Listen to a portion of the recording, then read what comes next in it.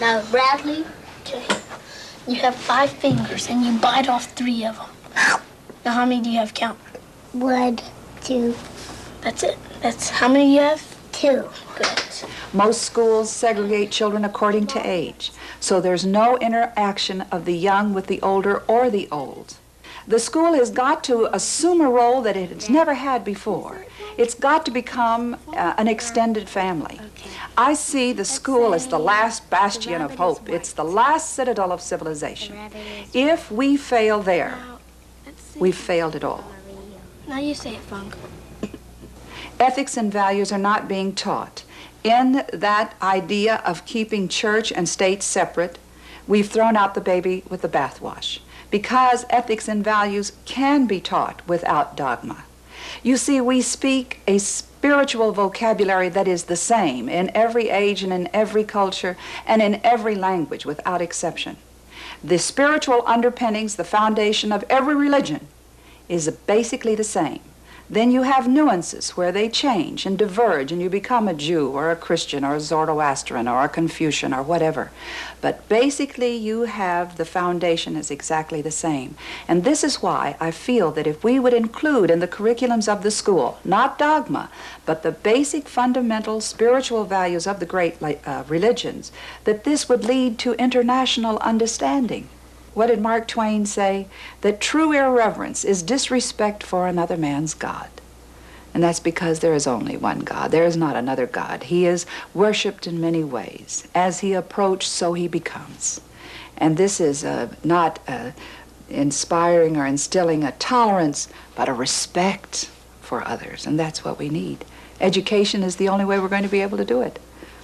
If a student's concentration should wander, they are surrounded by art and aphorisms, hung on every available wall space in the school classrooms and hallways.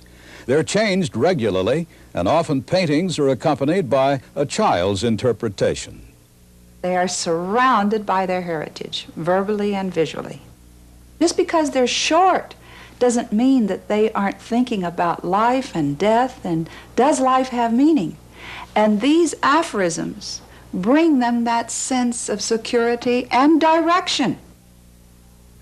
Monday's no fun day, why are we here? There is a metaphysical center around which the entire curriculum evolves. This is an education through philosophy, as Aristotle and Plato defined it, as the map of life. And this is what we're teaching, a science of choice and an understanding of the unity and oneness of all things. And so you see echoed in poetry, in music, in art, in geography, in mathematics. No matter which way you start, you keep revolving around this center of oneness, of unity, of the sacredness of all life. You go into Dr. Vyas's class and they are learning fractions. They are learning the golden rule as manifested in mathematics. Does your mother give an ice cream cone to you and not to your brother? Do unto others as you would have them do unto you. It's right there in that equation or whatever. If I divide that by 5, what do I get? 1. Now, what must I do to the denominator? Divide. Why? Just as you should What is the word we must? Justice. We cannot live without justice. What's the best way to sow discontent? People will fight to the end for justice. They will, much faster than they will for money or anything else. Okay, just as these 3 students are the population of California, all 15 of you are the population of Japan. Would you sit on those chairs? It's the same way in geography. And we tie that again with the arts. We see Japan as the forerunner. They have met many of the problems that we in the West are now encountering with so many people. Imagine they have rice paper thin walls. It's the most densely populated country in all the world. What the Japanese have learned to do, crowded as you are, is they have learned to look inside themselves. They have learned when their houses are next to one another and they're made out of paper and you can hear, they have learned not to hear. They have learned the art of silence. And it's inner silence they have learned. And do you see why they have learned that? Do you also see why the Japanese are much less violent people than we are? Can you imagine if in California, all Californians were that crowded, what would happen? They have taken these arts. They are all therapeutic arts, all forms of meditation. They are exquisite ways of creating silence. They're not popping drug pills to calm one down, but they are intimate with the masterpieces of God, which they believe that when you are intimate with these masterpieces, one can harbor no evil thought, that there is a peace that comes to you and spiritual realization takes place. So for the children to understand that the arts lead to a higher level of existence, to peace and to harmony. Let's say soy altogether. Soy. During this school year, there's been particular emphasis on China, with classes conducted by visiting artists and educators specializing in Chinese history and culture. Doctor, this morning we were going over the wonderful aphorism from China, all under heaven, one family. And I wonder, would you teach us to write family in Chinese? Sure. We have one draw the picture with me. How about that? All right, Monica, you want to try with Dr. Sung? Okay, let's do it. So one family live in the house. Right. Let's draw a Chinese house. The roof first. The Chinese, I feel, hold in their wisdom and experience. There's much that we can learn from them. They have the medicine that we really need for the spiritual ills that we find here in the West. Then we go here. We go here. 1, 2. We don't want to develop parrots.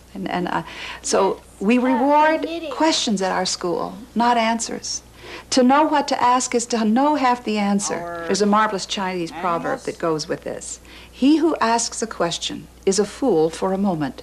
He who does not ask a question is a fool forever. So we try to imbue the children in that ask questions and don't be afraid of errors. We don't learn from the things we know, we learn from the things we don't know.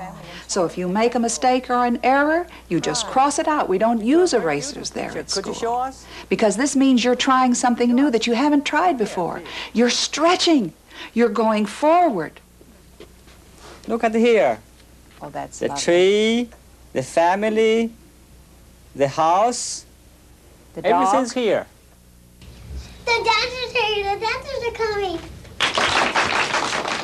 Often during literature classes, Mrs. Wilhelm will ask the students to stop what they're doing, choose a costume from the extensive wardrobe closet, and improvise a scene from the classic they're currently studying. In this case, segments of Tolstoy's War and Peace. Nonviolence is a continuing theme. Well, my friends, I've heard some of your views. Some of you will not agree with me. But by the authority entrusted to me by my Tsar and country, order a retreat. Retreat will be our weapon. We will yield without a battle and overcome Bonaparte. I agree with Kutuzov. We undereducate children by underestimating them. They can understand anything. They understand the most profound ideas, and it's become a part of them. So we mustn't underestimate them. I support. As you know, Tolstoy was greatly influenced by Lao Tzu. And then Lao Tzu, through Tolstoy, influenced Gandhi and Martin Luther King and many others. But the root of this nonviolence movement is Lao Tzu. They will never forget that Russians are no different than the rest of us. They have mothers, they have fathers, they have dogs, horses, sisters, brothers, and they want peace. We all are striving for the same thing. This is why the arts are the encyclopedia of ideas, ideals. They are the encyclopedia of the human spirit.